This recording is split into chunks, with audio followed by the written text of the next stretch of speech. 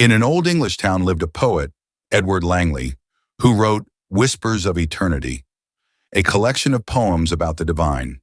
His work won the Nobel Prize, bringing him fame, praise, and respect, even from his critics. But one peculiar neighbor, an old man with sharp, penetrating eyes, remained unimpressed. One day the old man confronted Edward. "You write about God," he said, "but have you seen him? Poetry is easy to write, but true experience is not.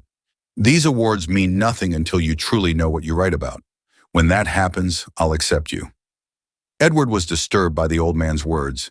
They made him question himself. He started avoiding the man, taking different routes and denying him entry to his home. But the man's words stayed in his mind, haunting him.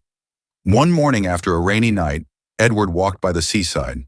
The sunrise lit up the sky and the ocean in golden light, filling him with deep peace and joy. Time felt like it stopped, and his heart seemed to connect with the universe. On his way back, he saw the sun's reflection in puddles along the path. Each time he looked, the same joy returned. That morning he met the old man again. But this time Edward didn't feel fear or irritation. Instead, he embraced him. The old man smiled and said, "Now I accept you. Today your heart has spoken.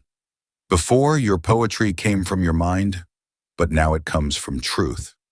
Edward later admitted that no prize or recognition had brought him the joy he felt from the old man's words. He realized the mind only asks questions, but the heart discovers the answers.